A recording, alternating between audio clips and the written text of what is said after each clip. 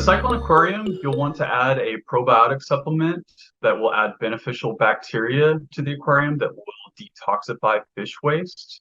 Also, you could use filter media from an existing aquarium that will have the beneficial bacteria already in place. You can then add 2 to 3 small fish per 20 gallons. Do not overstock it and do not overfeed. Test ammonia and nitrite.